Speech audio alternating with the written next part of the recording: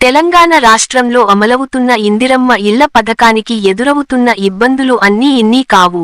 స్థలం పరిమితి మొదలు ఆర్థిక సహాయం వరకు ఇలా అనేక రకాల ఇబ్బందులు ఇందిరమ్మ ఇళ్ల లబ్ధిదారులకు ఎదురవుతుంటే లేబర్ ట్రాన్స్పోర్ట్ ఛార్జీలు గుండెపోటు తెప్పిస్తున్నాయి. అందుకే ఇల్లు కట్టి చూడు పెళ్లి చేసి చూడు అన్నారు పెద్దలు. ఈ విషయానికి ప్రభుత్వంలోని పెద్దలకు తెలుసు. అయినా ఇందిరమ్మ ఇళ్ల సమస్యలు మాత్రం పరిష్కారం కావడం లేదు. దీనికి కారణం ప్రస్తుత మార్కెట్లో ఇంటి నిర్మాణం ఖర్చుకు ప్రభుత్వం చేసే సహాయానికి ఏమాత్రం పొంతన కుదరడం లేదు. దీంతో ఇందిరమ్మ ఇళ్ల లబ్ధిదారులకు మరిన్ని సమస్యలు ఉత్పన్నమవుతున్నాయి. వాస్తవానికి 50 గజాల స్థలం అంటే కనీసంగా 450 చదరపు అడుగులలో ఇంటి నిర్మాణం చేపట్టాలంటే ప్రస్తుత మార్కెట్ విలువ ప్రకారం ఎలాంటి హంగు ఆర్భటం లేకుండా నిర్మించాలన్న కనీసంగా 7 లక్షల నుంచి 8 లక్షల వరకు ఖర్చు అవుతుందన్నది ఇంటి నిర్మాణదారుల లెక్క.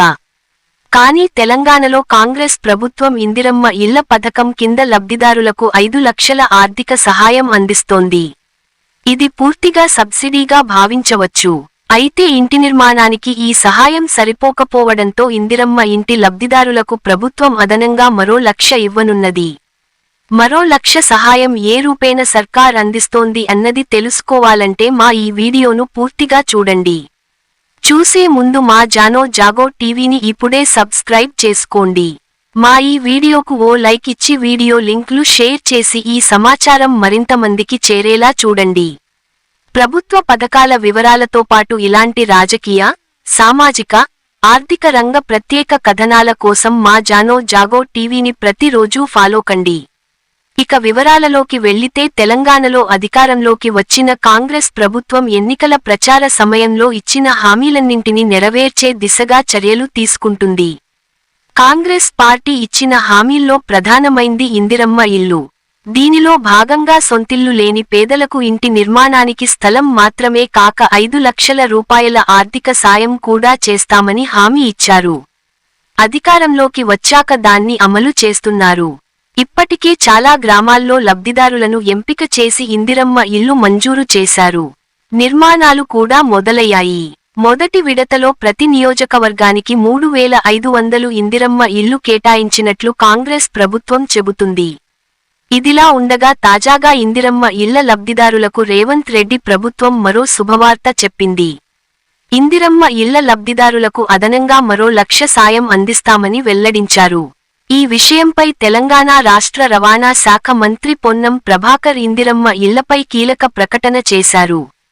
ఇందిరమ్మ ఇళ్ల నిర్మాణం కోసం ప్రభుత్వం ఇచ్చే 5 లక్షలతో పాటు అదనంగా మరో 1 లక్ష రూపాయలు రుణం ఇప్పిస్తామని తెలిపారు. ఈ సందర్భంగా మంత్రి పొన్నం ప్రభాకర్ మాట్లాడుతూ ఇందిరమ్మ ఇళ్ల లబ్ధిదారులకు శుభాకాంక్షలు తెలియజేశారు. లబ్ధిదారులంతా ఎలాంటి ఆటంకాలు లేకుండా 400 నుంచి 600 చదరపు అడుగుల్లోపు తమకు నచ్చినట్లు సొంతింటిని నిర్మించుకోవచ్చని తెలిపారు. అంటే ఇక స్థలం పరిమితి విషయంలో ఓ క్లారిటీ ఇచ్చేశారు. అంటే 66 గజాల లోపు ఇంటి నిర్మాణం చేసుకోవచ్చని పొన్న ప్రభాకర్ క్లారిటీ ఇచ్చారు.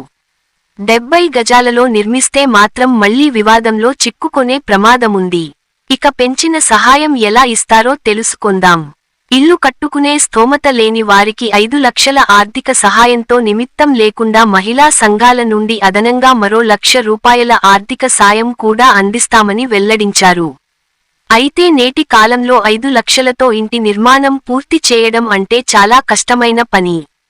ప్రస్తుతం అన్నింటి ధరలు భారీగా పెరిగాయి. నిర్మాణ వ్యయం కూడా అందుకు తగ్గట్టుగానే పెరిగింది. ఈ అంశాన్ని పరిగణలోకి తీసుకున్న రేవంత్ సర్కార్ ఇందిరమ్మ ఇంటి లబ్ధిదారులపై ఆర్థిక భారం తగ్గించేందుకు ఒక నిర్ణయం తీసుకుంది. దీనిలో భాగంగా ఇందిరమ్మ ఇండ్ల లబ్ధిదారులకు ఉచితంగా ఇసుకను సరఫరా చేయాలని నిర్ణయించుకుంది. ఇందిరమ్మ ఇంటి నిర్మాణం కోసం ప్రతి లబ్ధిదారుడికి 8 ట్రాక్టర్ల ఇసుకను ఉచితంగా ఇవ్వనున్నారు. అయితే ఫ్రీ ఇసుక ఆఫర్ పొందాలంటే ఖచ్చితంగా గ్రామ కార్యదర్శి నుంచి ఆమోదం పొందాలి. ఆ తర్వాత దాన్ని తీసుకెళ్లి మండల ఎంఆర్ఓ కార్యాలయంలో ఇవ్వాల్సి ఉంటుంది. దీన్ని పరిశీలించిన ఎంఆర్ఓ టోకెన్లు జారీ చేస్తారు. వీటిని తీసుకెళ్లి లబ్ధిదారులు వారి గ్రామానికి సమీపంలోని వాగుల్లో, ఇసుక రీచ్ల ద్వారా ఉచితంగా 8 ట్రాక్టర్ల ఇసుకను తీసుకోవచ్చు. అయితే ఇసుక రవాణాకు అయ్యే ఖర్చును లబ్ధిదారులే భరించాల్సి ఉంటుంది.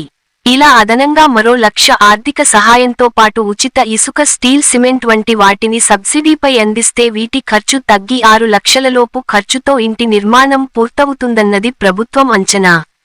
రేవంత్ రెడ్డి సర్కార్ చేస్తున్న ఈ ఆలోచన ఇందిరమ్మ ఇళ్లను నిలబెడుతుందా లేక సమస్యలలోనే ఉండేలా చేస్తుందా అన్నది వేచి చూడాల్సిందే. మరి మా ఈ సమాచారం మీకు నచ్చినట్లయితే మా వీడియోకు ఓ లైక్ చేసి వీడియో లింక్లను ఇతరులకు షేర్ చేయండి. మా జానో జాగో టీవీని ఇప్పుడే సబ్స్క్రైబ్ చేయండి.